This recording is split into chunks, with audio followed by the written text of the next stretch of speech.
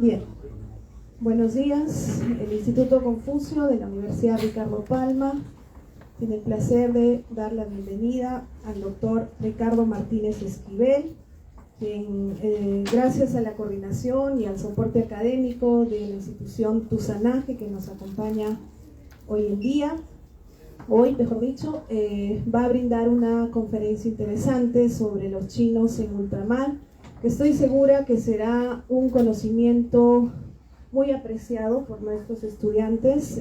La mayoría de los presentes son estudiantes de la carrera de traducción e interpretación en chino-español, y estoy segura que va a contribuir vuestra presentación al fortalecimiento académico de nuestros estudiantes. Quiero presentar un poquito a la asociación que ha hecho posible la conferencia el día de hoy.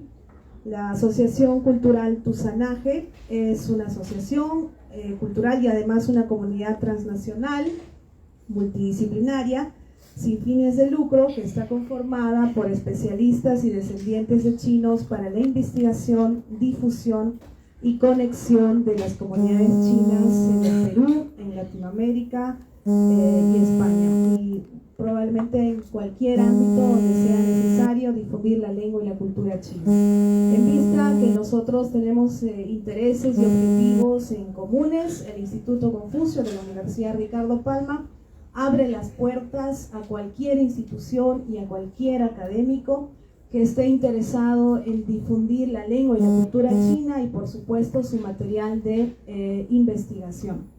Le agradecemos muchísimo la presencia hoy en nuestras aulas y me gustaría, antes de que empiece su conferencia, presentar al doctor Martínez Esquivel. El doctor Martínez Esquivel se desempeña como historiador y sinólogo en la Universidad de Costa Rica. Actualmente es catedrático en la sede de Pacífico y co-coordinador de la Red Académica Latino e Hispanoamericanista sobre estudios sinológicos. Su proyecto de investigación actual se titula Los roles políticos, económicos y culturales de la red global Chi Kung Tong en los procesos de sociabilidad, inserción social e identidad de los inmigrantes chinos en Latinoamérica, con el Fondo Semilla de la Universidad de Costa Rica.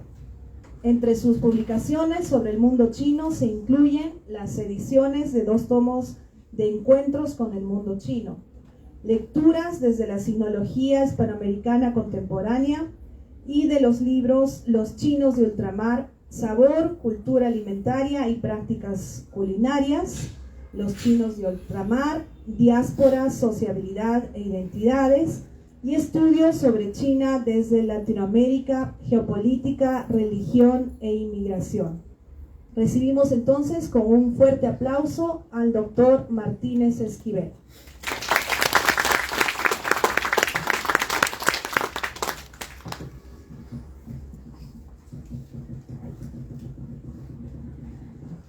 Muchas gracias, Cecilia, por la presentación.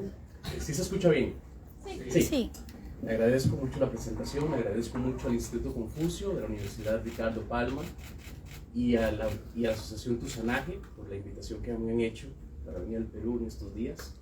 Mi agradecimiento al Perú, han sido días maravillosos, culinariamente asombrosos. Mi agradecimiento a todos los que nos acompañan presencialmente hoy, a quienes nos están viendo sincrónicamente y lo harán asincrónicamente. El tema que decidimos traer hoy, hemos estado esta semana dictando una serie de conferencias de temas distintos en relación con los chinos de ultramar, con la diáspora china. El tema que traemos hoy le hemos titulado Los chinos de ultramar en Latinoamérica, respuestas y preguntas. Si pensamos un poco el título, la mayoría de las veces cuando hay títulos con este juego de palabras es como preguntas y respuestas, ¿cierto? Pero hoy vamos a hablar de respuestas y preguntas. ¿Por qué? Porque dentro de la lógica académica o de estudiosos sobre la migración china, hay un consenso, en el cual no estamos de acuerdo muchos, de que ya se dijo lo que había que decir sobre la migración china. Ya lo sabemos. No hay nada más que decir. Y lo que vamos a hablar hoy, lo que vamos a plantear hoy es totalmente lo contrario. que es insuficiente lo que sabemos, y más bien hay un montón de preguntas que faltan por responder. Vamos a analizar un poco eso. La siguiente, por favor. Hace ya 14 años, siendo yo un profesor, iniciando mi carrera como profesor de historia en la Universidad de Costa Rica, participo por una beca para irme al extranjero a especializarme en estudios sobre China. Recuerdo que yo estaba muy feliz cuando recibo una noticia. Me voy al comedor de la universidad, yo con una sonrisa gigantesca porque, pucha, me iba, una beca por 8 años, imagínense, 8 años me fui a estudiar. Estaba que no me cambiaba por nadie. La compartía yo por medio del teléfono con la familia y otras personas queridas. Y recuerdo que había un profesor de matemáticas frente mío y me dice: Ricardo, ¿por qué estás tan feliz? Me lo pregunta como diciendo: la vida es tan miserable, ¿por qué estás tan feliz? No me gusta verte feliz. Entonces yo le cuento lo que había sucedido con toda la felicidad del mundo y él me dice: ¿y eso para qué? ¿Para qué sirve estudiar chino? ¿Eso por qué es importante? Hace 14 años. Más bien deberías dedicarte a estudiar las culturas precolombinas, nativas, indígenas de Costa Rica. ¿Para qué eso? ¿A quién importa? Y la verdad que sus palabras me golpearon de cierta manera. Yo, tenés razón. Vean la lógica y cómo se entendía China hace unos años. De hecho, cuando tenía 2 años de beca, eran 8, faltaban 6, 3 años de beca, hubo una propuesta desde mi facultad para que yo cambiara mi tema, o sea, dejara de especializarme en China y mejor me especializara en José Martí. Entonces hubo una carta del profesor diciendo que es más importante entender el pensamiento de José Martí, que no digo lo contrario, pero lo de China no es importante. Eso hace como 10 años. Hoy es todo lo contrario. Necesitamos más sinólogos. De hecho, no tenemos sinólogos en términos cuantitativos a nivel latinoamericano. Estudiosos de China, ahora vamos a describir qué es un estudioso de China, casi no tenemos. Por país, a nivel latinoamericano, no hay país que llegue a 10. Pensemos en los países grandes: México, Argentina, Perú, por supuesto. No hay país que llegue a 10. Mi única incógnita es Brasil, es un mundo misterioso para mí. Ahora, regreso a ese momento donde el profesor de matemáticas me dice: ¿para qué vas a estudiar eso? ¿De qué sirve? Eso no le ha dejado de dar vueltas. Bueno, por algo estoy hablando en este momento, ni siquiera he empezado todo el tema. Pero es que lo fantástico de mi experiencia estudiando los mundos culturales de China ha sido la siguiente. Sin darme cuenta, sin proponérmelo y de una manera espontánea, en mi experiencia formativa, en mi experiencia de historia de vida, China ha funcionado como un espejo gigantesco que me ha permitido verme quién soy. Y cuando digo quién soy, estoy hablando de mi realidad y de mi contexto de lugar. Ni siquiera digo país, de lugar. Es decir, a medida que me he sumergido en los mundos culturales de China, más entiendo lo que soy como latinoamericano, lo que soy como persona de Costa Rica, etcétera, etcétera, etcétera. Entonces, ¿a qué quiero llegar con esto? Sobran dar razones por qué es importante estudiar China. Sobran, pero hay algo que yo creo que algunos académicos estamos empezando a notar. Estudiar China nos permite comprendernos mejor como latinoamericanos. Y hay un elemento que no se ha estudiado con todas las herramientas, a pesar de que es el más estudiado de Latinoamérica, y es la diáspora china. Porque los especialistas en China, en términos generales, ya lo están haciendo algunos en Latinoamérica, pero los especialistas en China no han estudiado la diáspora. Han sido otro tipo de profesionales académicos con perfiles muy distintos. Personas que ni siquiera saben decir hola en chino. Bueno, la mayoría son estudiantes de idioma, que no saben ni decir hola en chino, y no han estudiado la diáspora. Eso es una limitante enorme, que nos lleva a decir, o nos lleva a concluir, sin problema, que tenemos muchas preguntas todavía por responder sobre lo que es la diáspora china. China como espejo para comprendernos a nosotros mismos, pero la interfase de ese espejo, sin duda alguna, es la diáspora. Y es algo que ha sido tan limitado dentro del mundo de estudios, los estudios sobre Asia, sobre China, en algunos lugares le llaman estudios orientales, hay un problema con el término, es un término sumamente eurocéntrico. Incluso no se estudia la diáspora. Cuando yo estaba haciendo mi tesis de maestría, estaba haciendo en una universidad que se llama el Colegio de México, yo lo estaba haciendo sobre la diáspora china en Filipinas. No me querían aceptar el tema, me decían, eso no es China, usted se está especializando en China, eso está fuera de China. O sea, hay como un chip que si la cosa se sale de la frontera imperial, estatal, política, nacional, que es inventada e imaginada desde arriba, ya no es China. Y eso no es así. Creo que tenemos clarísimos que los mundos culturales sobrepasan todo tipo de fronteras. Los mundos culturales chinos sobrepasan todo tipo de fronteras. Y si hay un mundo cultural que explota en términos heterogéneos, en términos de diversidad, en términos de alteridad, son los mundos culturales sobre China o chinos. China está hoy en Perú, China está en Costa Rica, China está en Estados Unidos. En el pueblito más perdido que puedan imaginarse está China. No está delimitado por una frontera política. Eso es algo que tenemos que empezar a comprender desde los que estudiamos este tipo de temas y empezar a buscar sumar las herramientas que nos permitan un mayor acercamiento, una mayor comprensión de lo que significa el fenómeno cultural, la agencia cultural de los mundos o el mundo chino. ¿Me explico? La experiencia que yo tuve, o que he tenido, es de una persona que no es descendiente china, que no tiene ninguna relación directa con China o chinos. Es la experiencia de un latinoamericano más. La siguiente, por favor. Y me regalas el computador, porfis.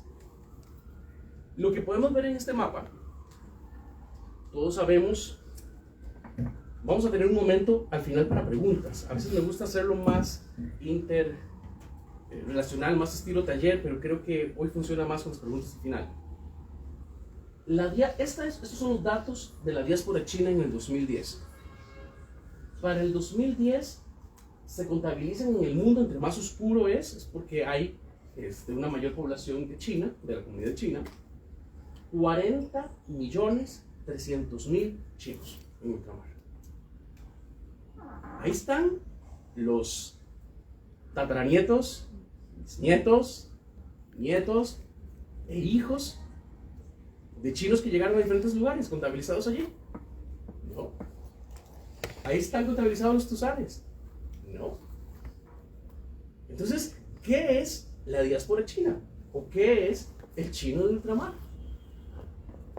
Digamos, si seguimos con ese problema de nacionalismo metodológico, que pensamos que el mundo cultural de China está delimitado por las fronteras, caeríamos en un error, en una idea de que el chino de ultramar es solo el que nació en China y se va, y sus descendientes no.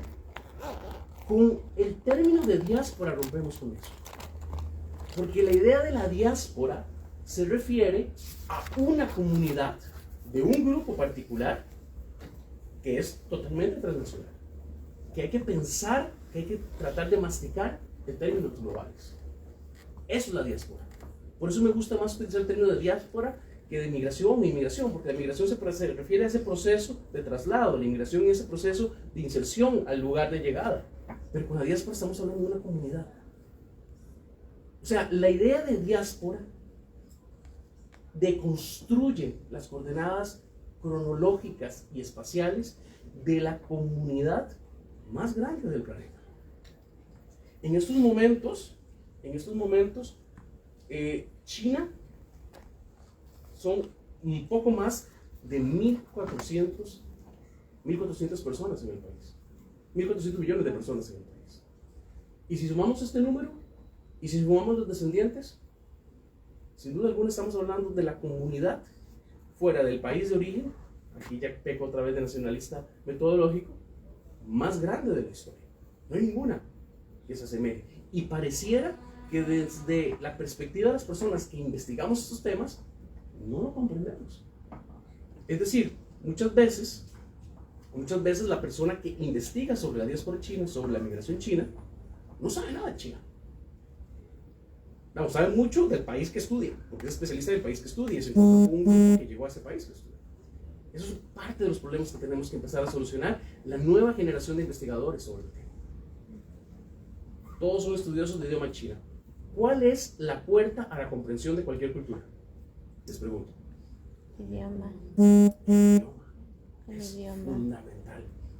Los especialistas en China trabajan por manejar el idioma. Se esfuerzan, no lo paran, no lo paramos de estudiar. Pero los que estudian la diáspora no les interesa. Históricamente no les ha interesado. Eso es algo que tenemos que romper. Si queremos comprender la diáspora, necesitamos una perspectiva más interdisciplinaria. La diáspora no se puede estudiar solo de la historia. Necesitamos incluir un juego, una relación entre geografía, historia, antropología, sociología, ciencias políticas, psicología, economía, relaciones internacionales, estudio del comercio. Eso es hacia donde debemos ir si queremos una mejor y mayor comprensión de la diáspora como esta comunidad de ultramar, la diáspora china como comunidad de ultramar. Hay diáspora china en 150 países. Un dato más actualizado del de este mapa, ya sobrepasan los 50 millones de personas. Y no estamos contando los descendientes. ¿Desde cuándo empiezan a llegar chinos a lo que hoy es el continente americano? 1800. Susurran por ahí 1800, no, antes. Mucho antes. Desde el siglo XVI. Llegan los españoles, pasan lo que hoy es México, dicen que hay como un pequeño laguito ahí, le llaman el lago español, dicen que todo lo que está después de ese laguito le va a pertenecer a México, unos países ahí pequeños, Japón, China, Filipinas. Le llaman lago español, no sé por cuántas décadas, al Pacífico, que es la masa de agua más grande de este planeta. Y llegan los españoles a lo que hoy es América y ya empiezan a llegar los chinos. Ya empiezan a llegar los chinos. En el siglo XVII ya hay gremios establecidos en la Ciudad de México, de chinos, por ejemplo, de barberos. Ya hay una ruta establecida de comercio que se va a conocer como la Nao de China, que de Manila, Filipinas, llega a Acapulco, ¿sí? Acapulco, México. En términos muy generales, la mitad de los productos que traen se quedan, la otra mitad se le envía al rey, y de lo que se queda, la mitad empieza a distribuirse por todo el continente. En el siglo XVIII ya se hablaba de la feria de Pekín en Lima. Ahora, no es solamente cultura material que viaja en estas redes, son personas también. Los chinos empiezan a llegar desde épocas muy, muy tempranas. El proceso del siglo XIX es un proceso muy específico cuando los esclavistas se quedan sin trabajo y tienen toda la plataforma y toda la estructura para traer una trata de personas y una necesidad de mano de obra barata. Que jurídicamente llegan como trabajadores baratos, que son los famosos culís en Latinoamérica, en lo que hoy es Latinoamérica, siglo XIX, pero llegan en condiciones totalmente de esclavitud.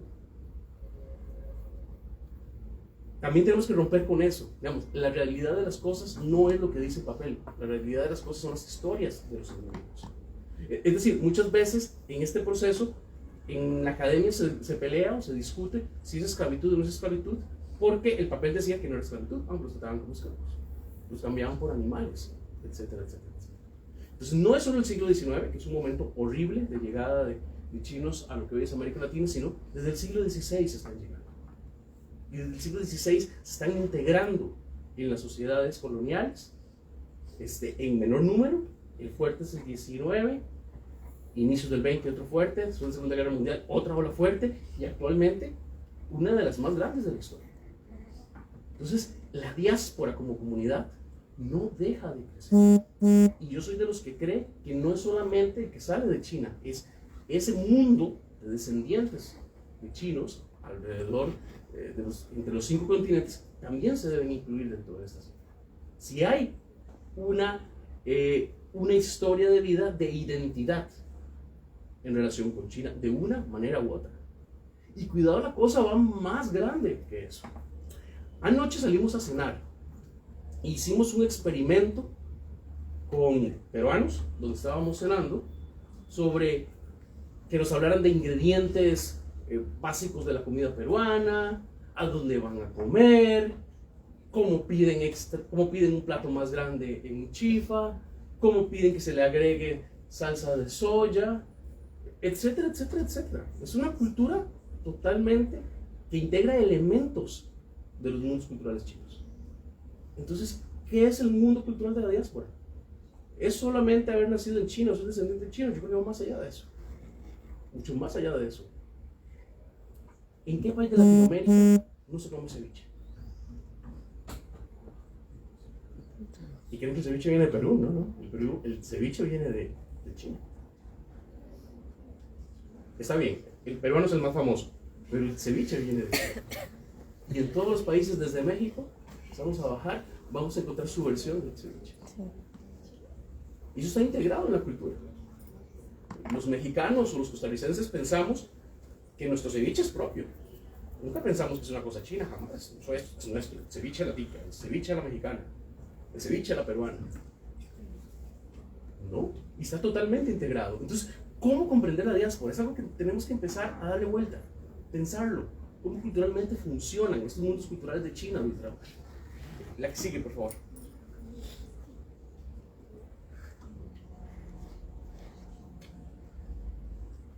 Bueno, acá podemos ver de una manera más localizada cómo es el movimiento actual de la diáspora china. Entre más grande el circulito, es más grande la población que emigra. Repito, estos son datos que no contabilizan los descendientes de chinos. Entonces, repito, diáspora. Diáspora habla de esa idea de una comunidad. Eso es lo que nos gusta, bueno, le gusta a este investigador. Entonces, es más grande que eso. Pueden notar que al día de hoy, ¿cuál sigue siendo el lugar, a términos latinoamericanos, más importante para la recepción de chinos? Brasil. ¿Cuál es?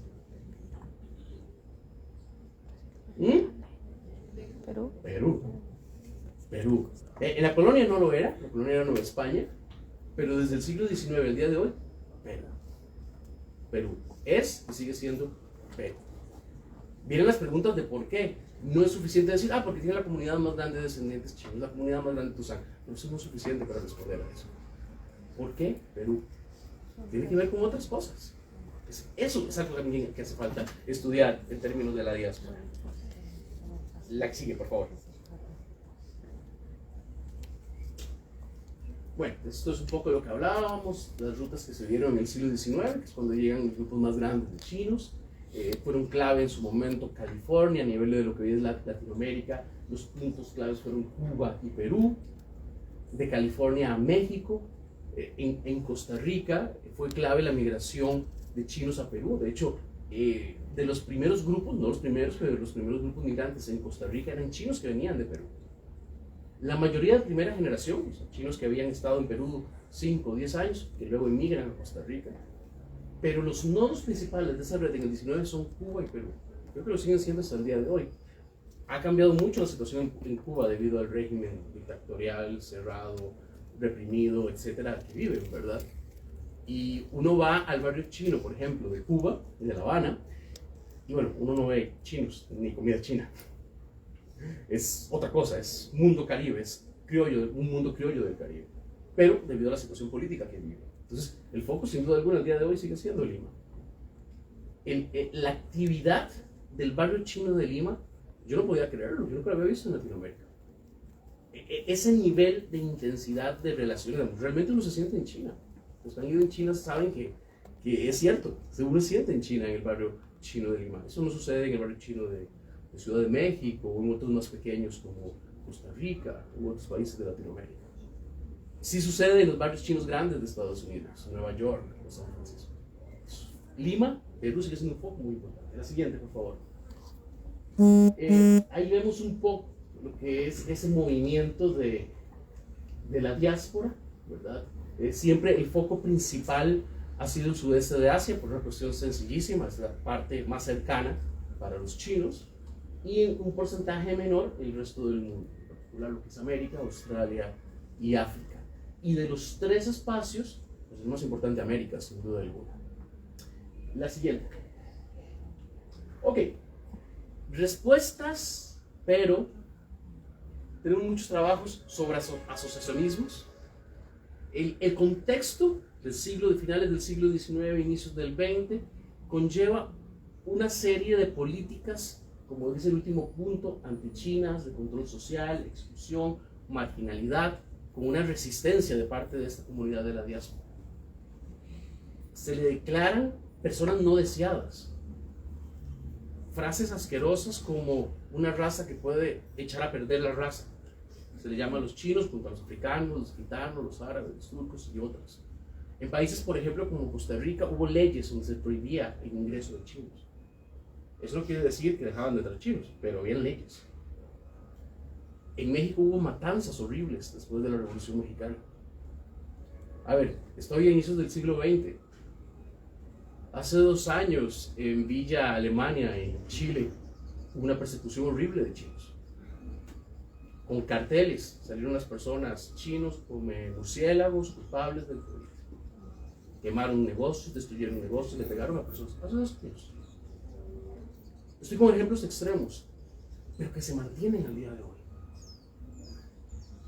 Se mantienen al día de hoy. O sea, la diáspora china se desarrolla en un contexto de comunidad donde no es bienvenida. Ahora estamos en estas épocas que se habla, a veces con jerga, de una sociedad más sensible, las generaciones de cristal, que hay que tener cuidado y hay que ser políticamente correcto, etc. Pero el sentimiento que da origen a todos estos procesos de chinismo, control, exclusión y marginalidad contra la diáspora china, continúan al día de hoy. Los chistes, los memes. Digamos, se estaba casi premiando una serie de cuentos que salió en tiempo de pandemia que se llamaba Sopa de Murciélago. Cosa más horrorosa, racista, eurocéntrica, orientalista. En México, por ejemplo, habían piñatas que hacían en forma de COVID con la cara de chinos, las caras estereotipadas que se tienen de chinos, es decir, el chino con el sombrerito y los ojos con 2 rayitas horizontales. Y la jerga y la burla en todo el mundo, en ningún país sin excepción. O sea, el contexto continúa. No obstante, la comunidad de la diáspora china siempre ha encontrado los mecanismos de integración e inserción social. Y de entre los que mejor se han estudiado son las asociaciones, los espacios como el barrio chino, por ejemplo, partidos políticos chinos de ultramar o en relación directa con el gobierno chino, y las redes de sociabilidad. La red de sociabilidad es lo mismo que una red social, solo que en persona, no con las limitantes de un Facebook, un Instagram o un X o como se llamen, donde no hay una relación física. Es lo mismo, una red de sociabilidad, pero en persona. Por lo general son por conveniencia. Digamos, cuando te haces amigo o amiga de alguien en la red, no me digas que no es porque estás interesado en algo de esa persona. Aunque sea verlo o verla porque te parece espectacular y quieres ver todas las fotos que ponga. Pero hay una cuestión de interés.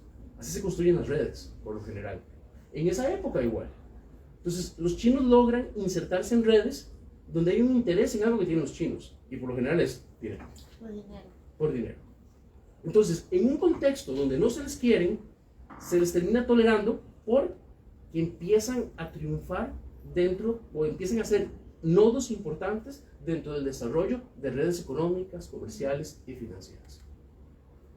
El caso de Costa Rica, que es un caso diminuto, pero es de donde vengo, entonces tengo mayor referencia, cuando salen las leyes antichinas, en el contexto de las leyes antichinas, donde se prohíbe la entrada de chinos, donde ojalá se vayan del país, donde ojalá los restringamos más, hay un momento en que dicen, ¿y qué hacemos con los que tenemos?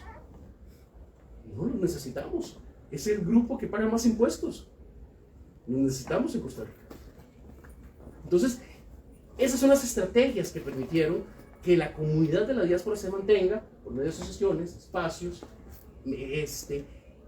que han sido muy estudiadas. Eso lo sabemos. ¿Qué más sabemos dentro de estos mecanismos de integración e inserción social? La familia ha sido clave, es decir, el descendiente chino que se casa con la persona local o del lugar de recepción.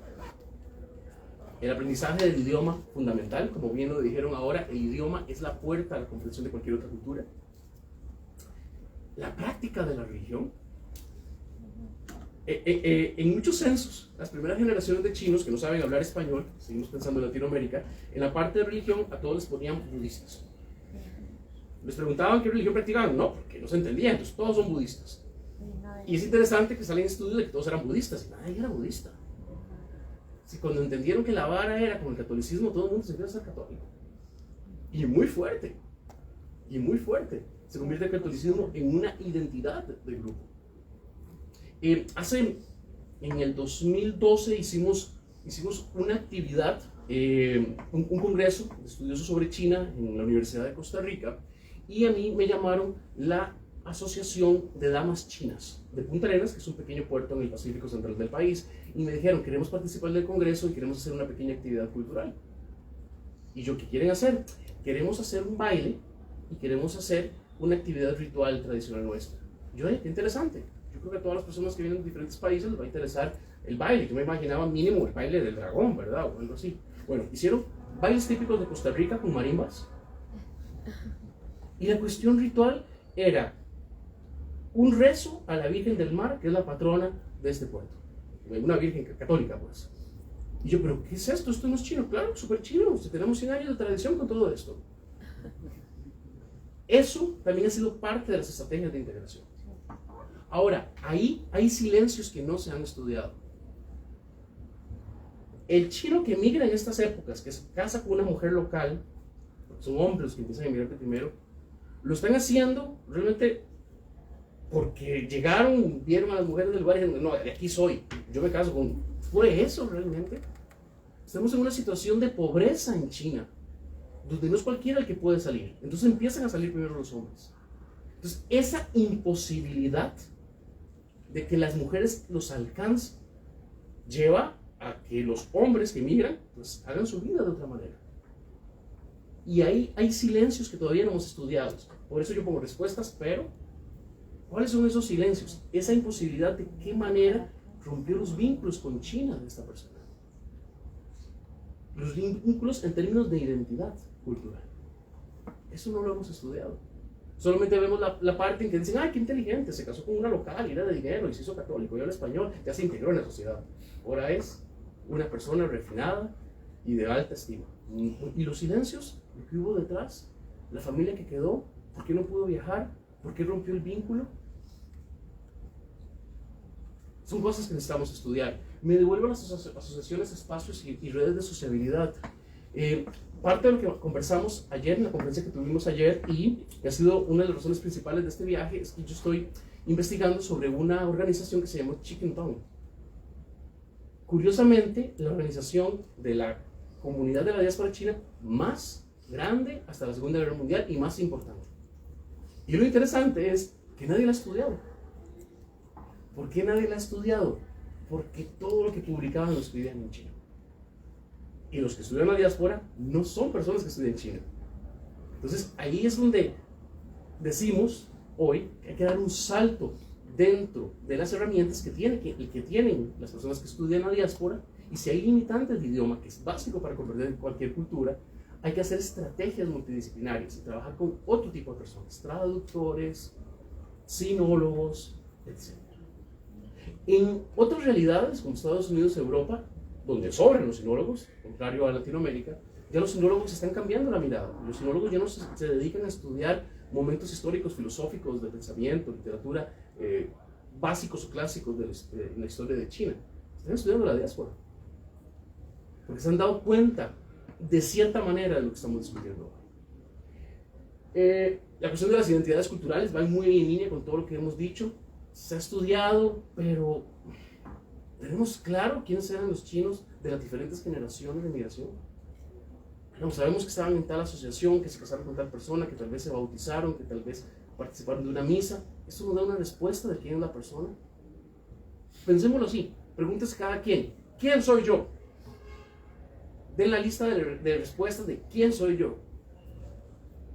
¿Hemos trabajado ese quién soy yo dentro de la diáspora china? Los trabajos a veces parece que se limitan a un solo rasgo. Eran chinos, hay una ley, entonces los chinos eran los marginados.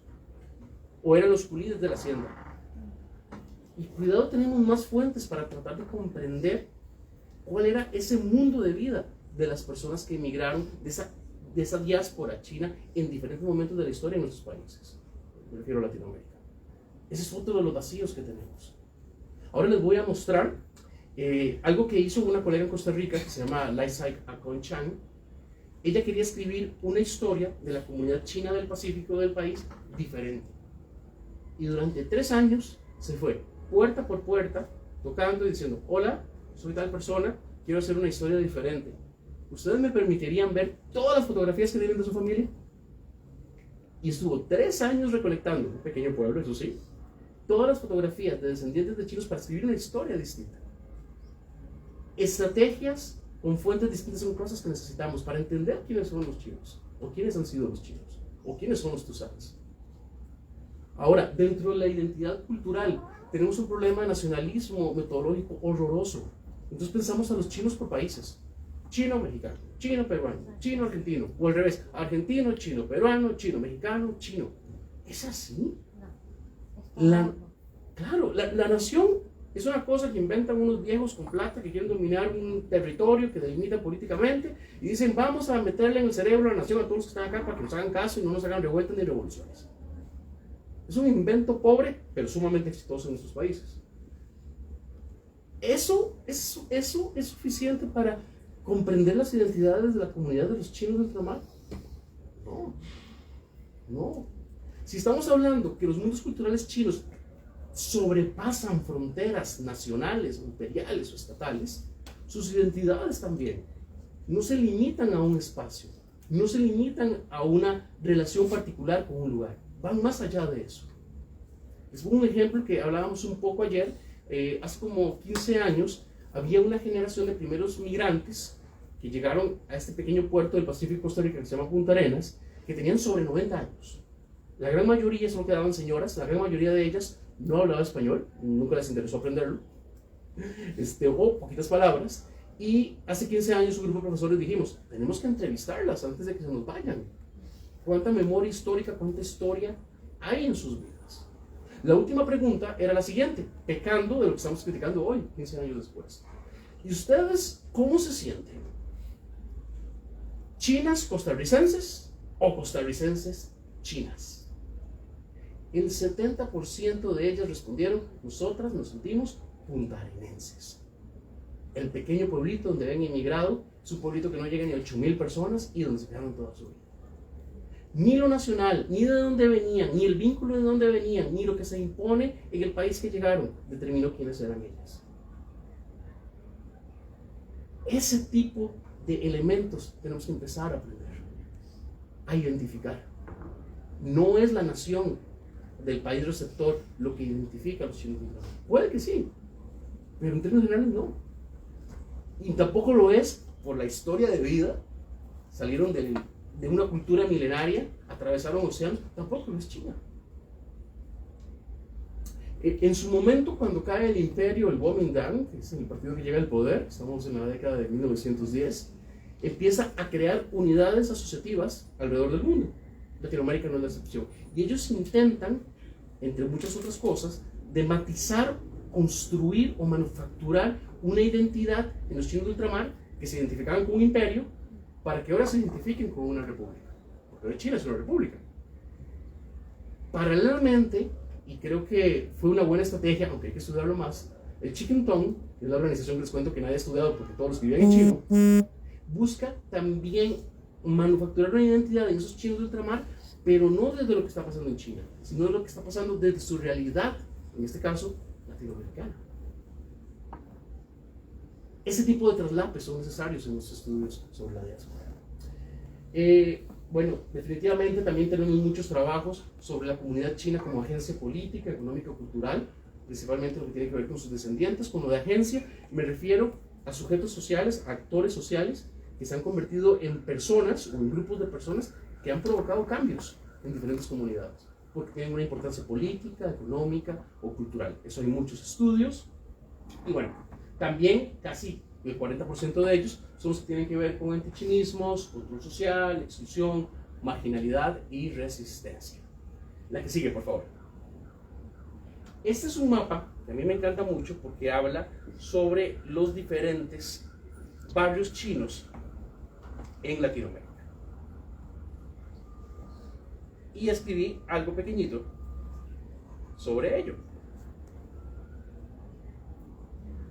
En el barrio chino, eso es lo importante del barrio chino, y aquí delante mío tenemos un experto en el barrio chino de Lima, por medio de la familia, los valores y las tradiciones, en los restaurantes, la fonda, el café, la chifa, la tienda de abarrotes, las chinganas, la cantina, la pulpería o los mercados, las identidades culturales transnacionales, multiculturales, de la comunidad chino-latina, latino-china,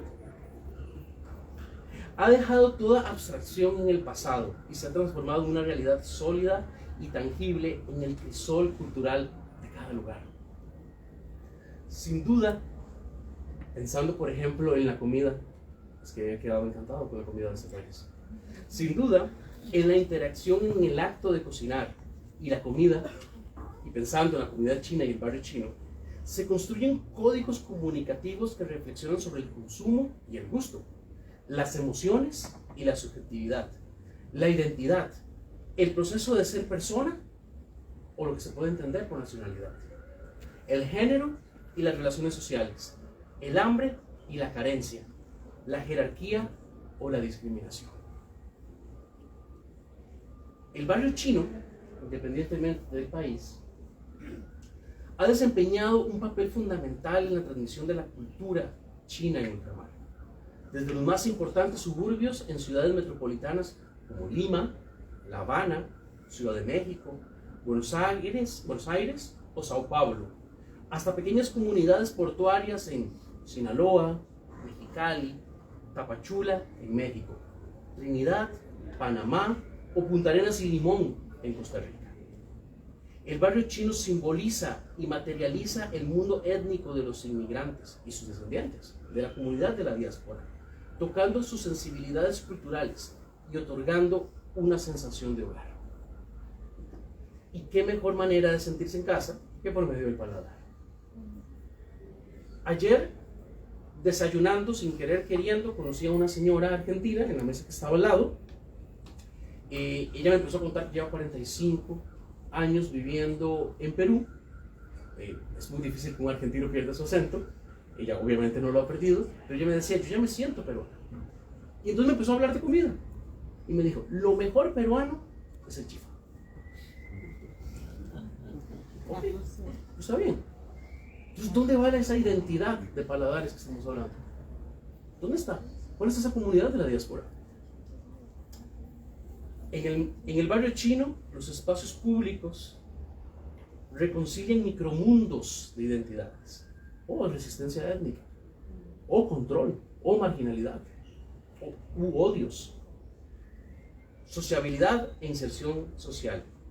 Si pensamos en la comida, esto se puede manifestar en el aroma, el placer y el sabor, fusionados ahora en una nueva expresión cultural de los mundos de China.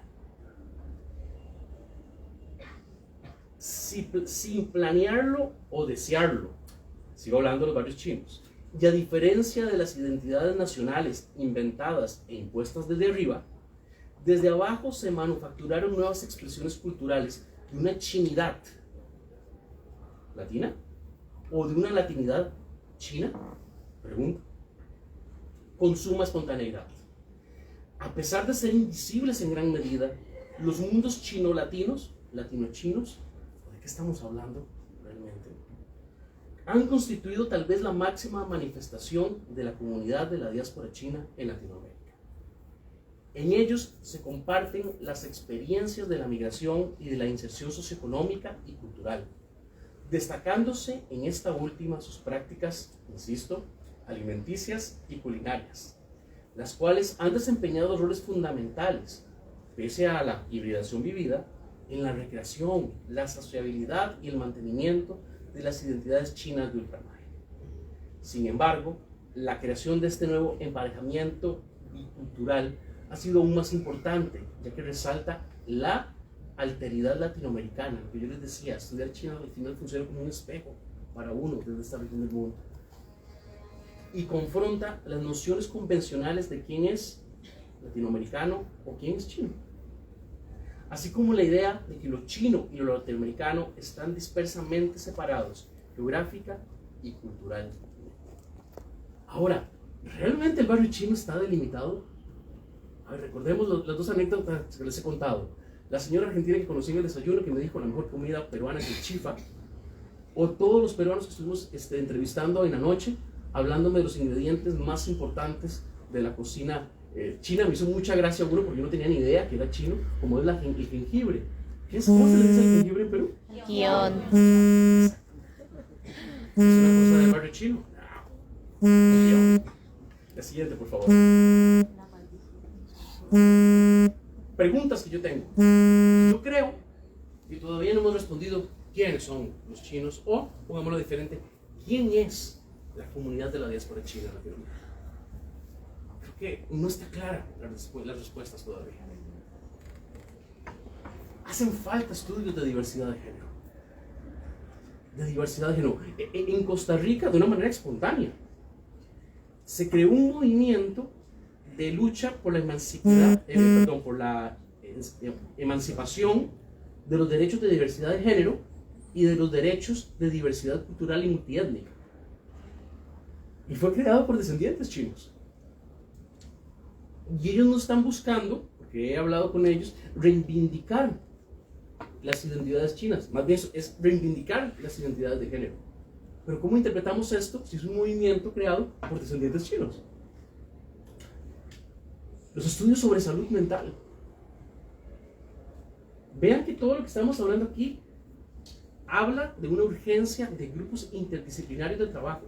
Con las herramientas de un sinólogo, un historiador, un antropólogo, un sociólogo, no es suficiente abordar estos temas. Un chico me buscó hace un par de años y me dijo: Ricardo, mucho gusto, taca, quiero que me dirijas la tesis. Y va a ser sobre migración china. Y yo, venga, démosle. ¿Y cuál es el tema? Salud mental en chinos de primera generación durante la pandemia en Costa Rica. Ah, no jodas. ¿Y eso cómo se hace? Tuvimos que buscar especialistas en salud mental, sociólogos y personas de otras formaciones para que me ayudaran. Porque si no, imagínense, necesitamos eso. Y si es necesario, escuchen, un estudio sobre la salud mental de adolescentes chinos acabados de llegar a Costa Rica en pandemia, ¿cuántos estudios sobre salud mental con otro tipo de grupos de esta gran comunidad de la diáspora china podríamos hacer? Ínfima. Ven lo específico del trabajo de este chico. Que por cierto, si está viendo, le aplaudimos porque defenderá tesis pronto. La cultura material. Hacen falta muchos estudios sobre la cultura material. La cultura material va desde cómo vestimos, qué nos gusta ver, qué nos gusta hacer, cómo decoramos la casa, todo lo que se puede tocar. Faltan estudios sobre la cultura material de la comunidad de la diáspora china. Sobre las relaciones en intergeneraciones. ¿Cómo funciona eso? Por ejemplo, esta organización que les comentaba que ayudaba en la construcción de identidad de la diáspora, esto de Chicken Tongue, en algunos países, es el caso de Costa Rica y es el caso de China, hoy día funciona como un partido político. Hasta la década de 1990, los presidentes de este partido político, en el caso de Costa Rica, eran descendientes de chinos. El último ya no hablaba chino. Nada, cero. Pero, ¿qué pasó después? Intervino el gobierno chino y ahora exigen que los presidentes de este partido sean chinos nacidos en China. Y obviamente que hablan chino. Y ha habido un corte con la generación de descendientes, a pesar de ser un grupo que era para descendientes. Entonces, ¿cómo funcionan las lógicas de relación entre generaciones, que son muy distintas? Vámonos más atrás. La generación de chinos de Curis, que llega antes de los 70s a Perú. La generación que llega entrando a los 70s de chinos con dinero, que vienen desde California. Los que luego llegan de China, también con cierto dinero. Son tres grupos diferentes. ¿Cómo funcionan estas relaciones? Son temas que necesitamos investigar en los diferentes países.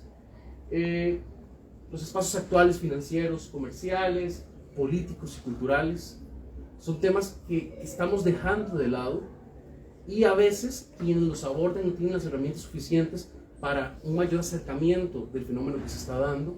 El historiador a veces dice: ah, no, eso es contemporáneo, a mí no me toca. ¿Quién dice que no? Ahora, historiador o historiadora, soy de formación en historia, no puedo solo, ni sola. Hablamos del sociólogo, del antropólogo, tal vez del internacionalista. Repito, necesitamos acercamientos inter y multidisciplinarios para entender temas. Los nuevos discursos xenofóbicos, ya les comenté algunos ejemplos, en redes sociales, en memes. No, Ricardo, eso es gracioso. No, eso es racismo y xenofobia. No es gracioso. Estamos en un mundo que se está yendo a los extremos ahorita. Vean la clase de basofia de gobernantes que estamos eligiendo en nuestros países. Y ahora lo digo pensando en quién sabe qué va a pasar por aquí cerca del domingo. Esos extremos en la política también se están dando en la cultura. Después de la Segunda Guerra Mundial, por lo que sucedió con el Holocausto judío, aunque la masacre de chinos fue mayor, y eso no se visibiliza por parte de japoneses, el término raza se convirtió en un tema o en un término que no se puede utilizar. Eso no se puede hablar de raza. Ya pasó una desgracia horrorosa. Ya tenemos varios años donde la raza es un elemento, un concepto común dentro de los discursos políticos y culturales. Y eso es muy peligroso, muy peligroso. Haciendo memoria corto, lo empieza a usar Hugo Chávez en su momento. Trump lo utiliza. Se utiliza en Costa Rica, se utiliza en México, se está utilizando en Argentina. No sé el caso del Perú. Era ya prohibido hablar de raza. Somos una sola raza, todos somos iguales, amémonos. No, ahora se está hablando de raza. Eso es muy peligroso. Nos estamos yendo a extremos en muchos sentidos en Angola. Y podemos encontrar a la comunidad china en ambos extremos. Pensemos un poco en las dinámicas entre los diferentes grupos étnicos al interno de la República Popular de China, sin entrar en mayor detalle porque no es el tema de hoy, pero también hacia afuera. Chinos con descendientes de chinos. Eso tenemos que estudiar. Es importante pensar en términos globales y plurales. No es una comunidad de la diáspora china en Europa. Son comunidades de diásporas chinas con características muy distintas según espacio y tiempo. Esto hay que tenerlo siempre en cuenta. Y bueno, necesitamos el uso de nuevas fuentes y planteamientos metodológicos y teóricos hipotéticos. Esta es como la parte que a veces al estudiante no gusta, y hoy somos mayoría de estudiantes. Pero eso también es importante. No solamente relatar el cuento a partir de la fuente que me encontré de prensa o de gobierno. Necesitamos problematizarlo, es decir, necesitamos preguntarle a las fuentes y utilizar fuentes que muchas veces no se utilizan porque no son las clásicas. Fuentes lapidarias, por ejemplo. Esto nos da mucha información de los grupos de la diáspora: dónde nacieron, dónde murieron, cómo se llamaron, en qué años, incluso si tenían algún tipo de práctica importante en su identidad cultural, ya sea religiosa, asociativa, de creencias, etc. Y esas nuevas fuentes, cruzarlas. Fuentes que les puede agradar más a ustedes, jóvenes y jóvenes estudiantes. Memes, redes sociales, YouTube, TikTok. A ver, ¿dónde se inventó el TikTok? China. Claro.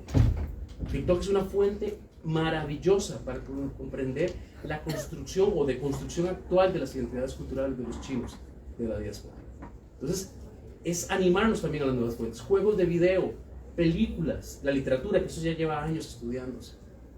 El uso de términos dentro de las culturas de los diferentes lugares, que las personas dan como algo propio y no tienen ni idea que tienen un origen en lo chino. Es parte del reto que tenemos hoy día. La siguiente, por favor. Lo último que quiero contarles es que a raíz de todo lo que estamos discutiendo, estamos haciendo un esfuerzo dentro de muchos otros que hay desde la Universidad de Costa Rica, a partir de la Red Académico Latino Hispanoamericanista sobre Estudios Sinológicos, de hacer nuevas investigaciones. Y el escudo, la bandera de estas nuevas investigaciones es el acceso libre.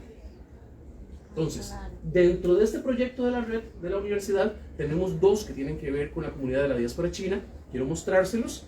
Esta conferencia está quedando almacenada. Pueden repasarla para buscar luego los libros, o si le toman una foto al libro que les interese, solamente lo googlean y lo van a encontrar de fácil descarga. Dentro de la red tenemos una primera colección, la que sigue, por favor. que es a partir de la editorial de la sede del Pacífico, la Universidad de Costa Rica, ahora le llamamos Colecciones del Pacífico, la Universidad de Costa Rica, tiene una serie sobre la diáspora china. Por el momento llevamos 3 libros. La siguiente. La primera es Relatos de las migraciones chinas a Costa Rica, 1855-1975, Comunidades del Pacífico, que es el libro que les comentaba que una colega mía durante 3 años se fue puerta por puerta presentándose y pidiendo fotos. Y armó un libro maravilloso. De hecho, hoy vamos a hacer una donación de este libro a la biblioteca del Instituto Confucio para que puedan acceder cuando quieran. El segundo libro es un libro que es una segunda edición, es una edición revisada, se llama El Movimiento Antichino en México, 1871-1934, Problemas del racismo y el del nacionalismo durante la Revolución Mexicana, del historiador José Jorge Gómez Izquierdo. Este libro fue un clásico en México de los 90s, pero nosotros le invitamos a hacer una nueva edición a raíz del perdón histórico que hizo el presidente actual de México hacia la masacre que se dio contra los chinos luego de la Revolución Mexicana. Entonces dijimos, necesitamos una nueva edición, hacerla de libre acceso, y que podamos releer lo que se ha entendido dentro de este proceso que fue horroroso. No en la historia mexicana, en la historia de la humanidad. Y que ha sido invisibilizado. Vean qué cosa más horrible. Han habido muchas masacres en la humanidad. Creo que, por ejemplo, el holocausto de la Segunda Guerra Mundial contra los judíos, todos lo podríamos decir así. Una cosa fatal. Pero no ha habido tantos holocaustos, matazones horrorosas de cientos de chinos, y eso no se visibiliza. Repito, la de la Segunda Guerra Mundial fue más grande que la judía. ¿Quién sabía eso? Nadie sabe eso. ¿Por qué? Eso también tiene que ver con el mundo de la comunidad de la diáspora. Antes de seguir, algo que me faltaba y es muy importante, necesitamos entender de dónde vienen las personas de la diáspora. Es decir, el lugar en China, el mundo cultural de China. Eso es importante. Nos perdemos muchos elementos que nos permitirían comprender el desarrollo de las comunidades de las diásporas en nuestros países por no saber de dónde vienen y cómo era ese mundo cultural. Lo chino no es lo chino. Lo chino es una diversidad infinita de expresiones culturales. Entonces es fundamental y clave saber de dónde vienen los diferentes grupos migratorios chinos dentro de toda esta dinámica de la comunidad de la diáspora. La siguiente, por favor. La otra colección que coordinamos desde la red es con la editorial Palabra de Clio de la Asociación de Historiadores Mexicanos. Allí, y fue con lo que inauguramos esta red de la Universidad de Costa Rica, creamos la colección Los Chinos de Ultramar, buscando nuevos planteamientos, nuevas preguntas a este mundo de la comunidad. Siguiente, por favor. El primer libro que sacamos, que tuve la oportunidad de coordinar, se llama, todos estos libros están de libre acceso, los de los Chinos de Ultramar. Se llama Los Chinos de Ultramar, Diásporas, Sociabilidad e Identidades. Sacamos un segundo libro el año siguiente, coordinado junto con la profesora Ivonne Campos del Colegio Tlaxcala, Los Chinos de Ultramar, Sabor, Cultura Alimentaria y Prácticas Culinarias. De hecho, autores peruanos que participan de este libro, entre ellos el compañero por acá,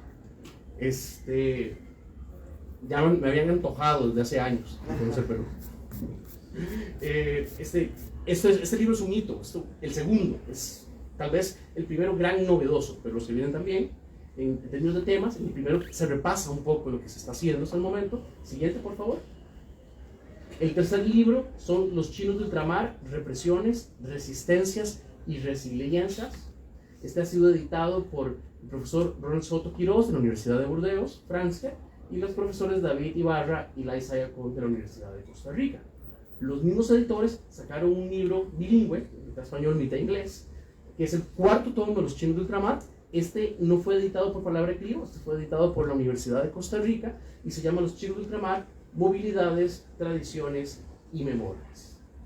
Vean que son temas que buscan la novedad en la interpretación de la lógica de las comunidades de la diáspora china en Latinoamérica.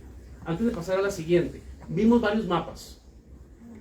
En Latinoamérica, ¿dónde está la comunidad más grande de la diáspora china? Lima. En Perú, por supuesto. La siguiente. Y el quinto tomo, que todavía no ha salido, como debía ser, es Los Chinos de Ultramar, Tusanes, Transnacionalidad y Transformaciones. Es un trabajo que se está coordinando entre varias universidades peruanas, la Universidad de Costa Rica y la Asociación Cultural Tusana. Entonces, este libro esperamos que a lo mucho, a mediados del próximo año, ya esté de acceso libre para toda aquella persona interesada, y sería el quinto tomo de esta colección de los chinos del trabajo.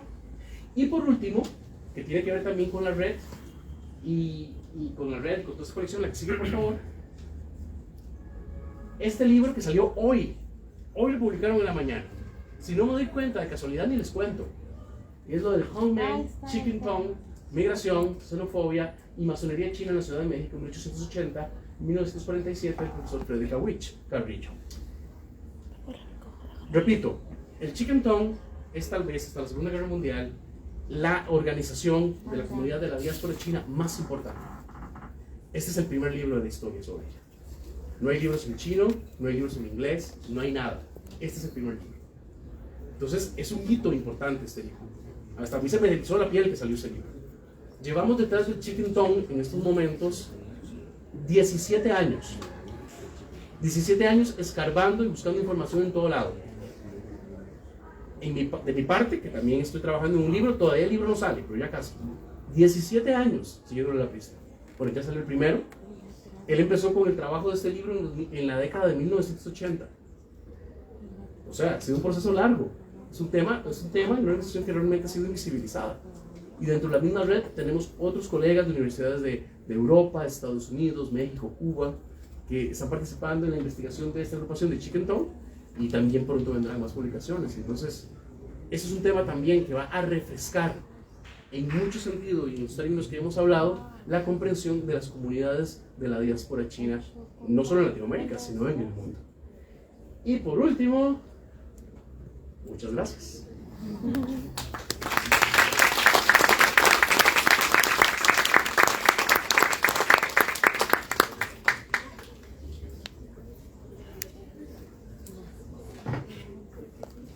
Muchas gracias, doctor Martínez Esquivel. Ha sido muy revelador y para todos tal vez una inspiración para nuestros estudiantes, que estoy seguro que más de uno ya tiene un tema para su tesis, ¿no? El profesor en una sola diapositiva nos ha dado la oportunidad de acercarnos un poco a lo que significa efectivamente la diáspora china, el mundo social y el sistema de aculturación chino en todas las sociedades latinas. Estamos seguros que, como usted lo ha mencionado, necesita nuestra atención.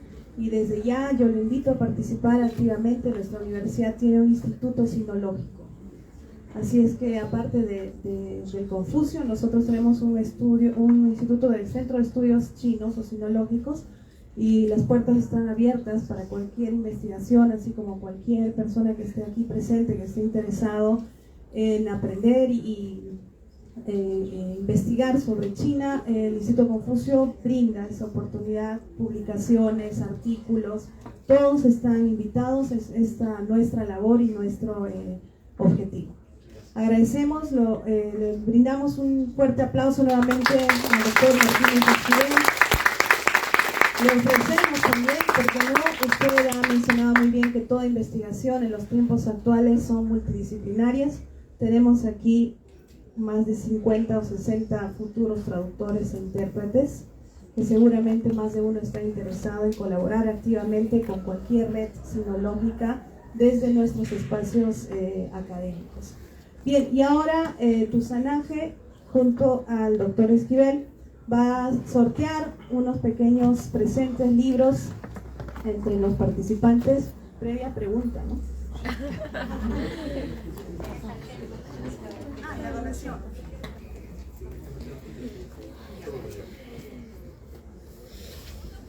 ¿Se escucha aquí? ¿Sí? Hola. Bueno, algunos de los títulos que creo que han llamado la atención de todos ustedes, ha tenido el doctor Martínez Esquivel la gentileza y generosidad de traerlos y donarlos a esta casa de estudios que lo recibe hoy. Así que va a ser efectiva la entrega de los libros a la directora del Instituto Confucio, Cecilia Tello. Aplauso, por favor.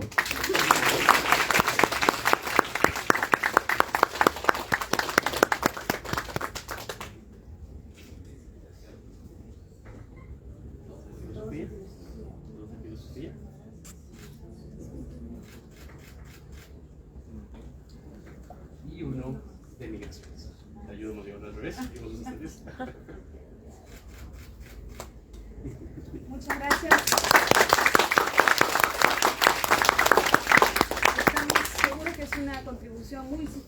atractiva para nuestra biblioteca, y más de un alumno seguramente está interesado en ya leerlo y tenerlo, ¿no? Estará a vuestra disposición en el momento que ustedes lo necesitan. Y de igual forma nosotros, bueno, queremos darle al doctor Martínez Esquivel nuestro reconocimiento por su participación hoy y agradecerle también su donación de libros a nuestra biblioteca y regalarle un pequeño presente de nuestro instituto y reiterarle, por supuesto, que nuestras puertas están abiertas para cualquier contribución. Muchas gracias.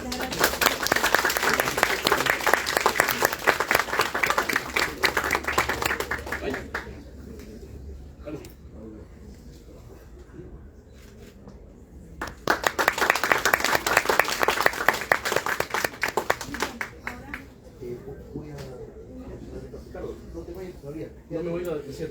Sí. No te vayas porque los libros que vamos a donar van a ser a partir de preguntas que tú vas a formular y los alumnos que hayan estado más atentos vamos a regalarles. No se trata en este caso de la donación, no es lo mismo, sino que hemos tenido de parte de Tusanaje, en nombre de quien estoy hablando ahora, hemos tenido la idea de compartir con ustedes unos poemarios de un poeta y escultor tusano, que es José Huerto Wong. Ricardo estaba hablando de la importancia de expandir nuestro concepto de diáspora y entender más allá incluso hacia todos los elementos materiales y no materiales chinos que están y son parte de nosotros, en este caso del Perú, pero que son parte además de toda América Latina. En ese sentido es muy importante que desde aquí comencemos a reconocer la importancia de la literatura tusana. Yo estoy seguro que varios de ustedes quizás ni sabían ese término y no dudo que debe haber alguien sentado en esta sala que de repente ni siquiera sabía el término tusán, ¿no? Es porque todavía falta mucho trabajo y en ese sentido la Asociación Cultural Tusanaje, que tiene hoy día el inmenso honor de haber traído a Ricardo, de que Ricardo haya aceptado venir al Perú, el inmenso honor de poder trabajar en colaboración con esta importantísima universidad, y esperamos que sea muchas más, ya no es la primera vez, pero que sean muchas más presenciales y no actividades que estamos haciendo en este caso en el marco de nuestro 6º aniversario. Tenemos 6 años de trabajo. Por favor, acérquense a nuestras redes, a nuestras plataformas. Somos un centro cultural digital. Tenemos una biblioteca bastante interesante, ¿no, Ricardo? Bastante interesante. A mi gusto, la mejor de Latinoamérica, la mejor biblioteca digital de Latinoamérica. Estamos haciendo un trabajo ahí sobre títulos relacionados con China. Acérquense, tenemos una exhibición digital sobre escritores tusanes. Tenemos un podcast, ahí está Diana Hu, que es la que se encarga del podcast. Tenemos la página web, las redes sociales, y bueno, lo hemos logrado a partir de mucho empeño y la colaboración transnacional de miembros como Ricardo, que siendo figuras con una trayectoria académica tan importante, han tenido la enorme sencillez y humildad de aceptar trabajar con nosotros. Es así como trabajamos también con la red Sino-Latina, la red latino e hispanoamericanista de estudios etnológicos de la Universidad de Costa Rica. Yo creo que deberían poner el ojo ahí. Por ahí hay proyectos de becas, ¿no? Hay cosas muy interesantes. Ha logrado ser un punto, gracias no solo a la capacidad académica de Ricardo, sino a su enorme liderazgo y también a el de la ISA y todo un equipo, pero ese carisma y ese liderazgo ha permitido que logre construirse alrededor de Costa Rica otro punto importante de estudio sobre China, sobre el cual tenemos que tener los ojos puestos los peruanos también. Esto es muy importante porque ha descentralizado la discusión que estaba siempre alrededor de México, ¿no? Y va a permitir que sigan creciendo otros espacios. En el Perú hay universidades como la Universidad Ricardo Palma y otras tantas, unas pocas más en realidad, deberían ser muchas más interesadas en el tema chino. El Perú, que es un país tan chino, debería interesarse mucho más, y eso de alguna manera está en las manos de todos ustedes, que prontamente van a ser actores de ese puente intercultural, de ese puente binacional, pero del Pacífico en general, y que van a ser los llamados a seguir afianzando la presencia académica de los estudios chinos y asiáticos en el Perú. Y sin mayor preámbulo voy a pasar a el tema del sorteo. A ver, ¿has pensado? 3 preguntas. Son 5 libros. 5 preguntas. 5 preguntas. ¿O nos quedamos 2 libros nosotros? A ver, tú mismo, a ver. Yo te paso los libros. A ver si han prestado atención. ¿Cuándo, cómo, por qué empiezan a llegar los chinos a la hoy Latinoamérica?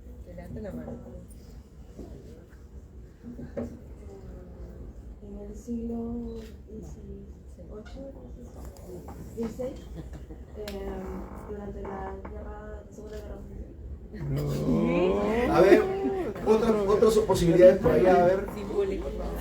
Ya trabajo para la universidad. Soy el encargado del micrófono. Siglo XVI, pero con los chinos políticos. Más o menos. Justo hablábamos de que ese es un relato afianzado en la academia peruana, pero justamente Ricardo nos hablaba de que es desde mucho antes, ¿no? Ahí está la pista. Pero vos sos el que decidís si te satisface la respuesta. ¿Te satisfizo esta o busco otra? Como tú decías, Ricardo. No, por favor, sos el presidente institucional. A ver allá. Va a cerrar. En el siglo XVI, por los españoles, las noticias de los chinos empezaron a ir por lo que decían el lago español, llegando a Latinoamérica. Muy bien, aplausos.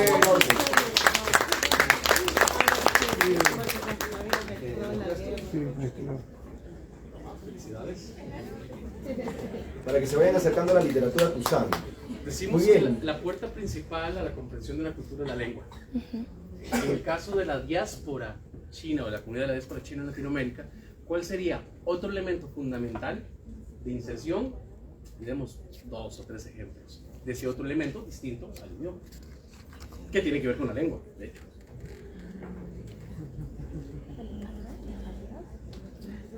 Aquí quieren llevar todos los días.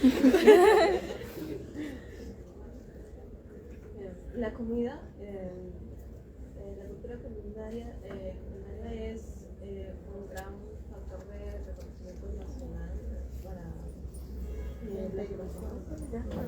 Y da 3 ejemplos de cómo se ve eso de la comida.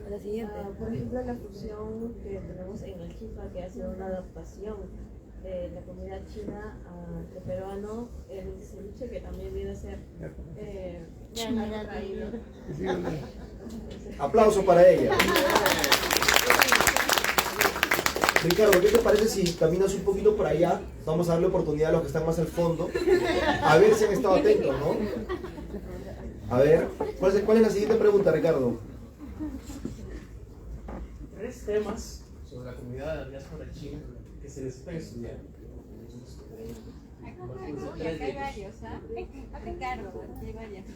A ver acá, vamos a darle una oportunidad acá a la izquierda. Algunos temas que se han necesitado estudiar en la diáspora china han sido la geografía, la sociología y la psicología de los emigrantes chinos. Más bien me equivoqué. ¿Cuáles faltan por estudiar? En esta temporalidad, creo que mencioné 2, la psicología, como antes estaba diciendo, La psicología en relación con qué, aquí te ayudo. la psicología en relación a la mentalidad acerca de A la salud mental. Aquí hay una chica, a ver. A ver, acá está hablando hace rato. Por acá. Sí, buenas tardes. Comentó acerca de la salud mental en la pandemia acerca de los migrantes chinos, más que todo averiguar en los jóvenes que vinieron justo en pandemia en Costa Rica, porque usted fue encargado de conducir una tesis de un alumno. Por ejemplo, y otros 2 temas importantes que faltan por estudiar. Acerca de las cosas que provienen de allá, realmente la literatura, los materiales que brindan, la cultura material. Uy, Gracias. Las 2 últimas, ¿ah? Las 2 últimas. Por atrás, por Por atrás. atrás también, ¿no? Sí. Te lo llevo. De una vez. Una fácil. Relativamente es tan fácil. Con lo que hemos discutido hoy, debemos seguir pensando en un barrio chino completamente perdido. No. O sea, ya explicamos por qué el barrio chino es importante. Es el barrio chino y todo lo que es el barrio chino a lo que está delimitado y tenemos que dar en esta idea. O deberíamos de buscar otra interpretación. ¿Sí o no? ¿Sí qué? Pues aquí se ve el barrio chino. Fotos de revista, eso me encanta. El barrio chino no es solamente un barrio aislado, también es una fuente de expresión cultural de los inmigrantes chinos que se ha mezclado con la cultura nacional, por así decirlo. Pensar en esto como una parte separada podría decirse que es como negar una extensión de nuestra propia cultura y también negar un nuevo modo de pensar a los inmigrantes que vienen al país nacional, por así decirlo.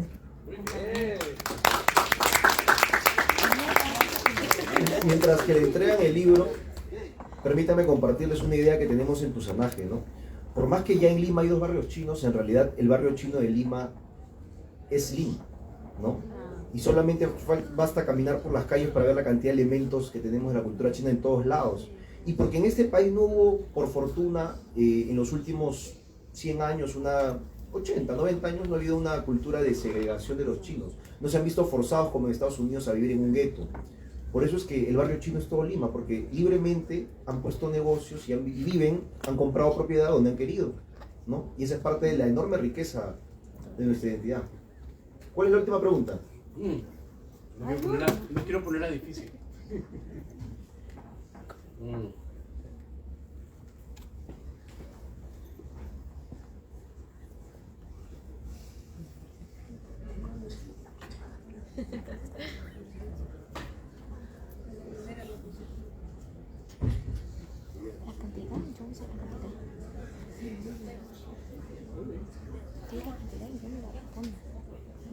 Al principio de la presentación hablamos más o menos el tamaño de la comunidad actual de la diáspora china.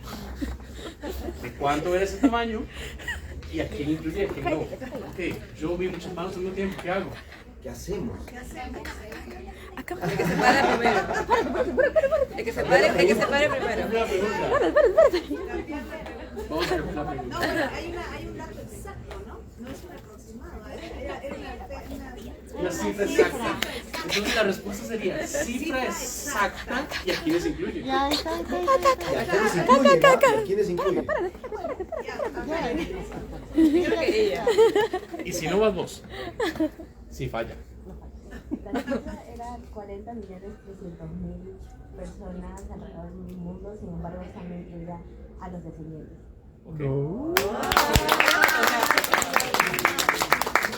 Igualito como lo dijo él, igualito literal. La respuesta. Lo grabó y lo he escuchado, creo. Muchas gracias a la directora del Instituto Confucio. Pronto vamos a hacer también en las redes sociales de Tuzanaje un pequeño concurso. Tenemos más ejemplares que vamos a sortear. Bueno, en este caso, a quien gane ese concursito. Pero algo muy importante, en este 6º aniversario, porque todos los años en octubre celebramos las fechas importantes de octubre, ¿no? El 1 de octubre, como ustedes saben, pero es importante también ir incorporando a la memoria peruana el 15 de octubre, día en que conmemoramos la llegada del primer barco culí, entonces el inicio de la migración moderna de chinos al Perú. Es muy importante que lo celebremos y que nos apropiemos de octubre. Octubre también es de todos los que vemos el tema chino. Entonces, Tuzanaje este año ha decidido tener una propuesta de laicis culturales. No sé si ustedes conozcan qué cosa es laicis. Probablemente ustedes que estudian Putonghua sepan Honpao. 但是那个红包也是来系，广东话是来系，是立誓的意思。立誓，在南方他们说来系。Entonces, estamos dando estos laicis, ya no con dinero, sino son laicis culturales llenos de actividades que hacemos con mucho cariño para ustedes. Ya estamos, nos queda uno más, pero sin embargo yo escojo quedarme con la conferencia de Ricardo. Ricardo, te admiramos mucho, ha sido realmente una mirada que necesitamos en el Perú y en general. Así que sigue girando, sigue yendo por toda América Latina. Muchas gracias, Ricardo, muchas gracias a todos.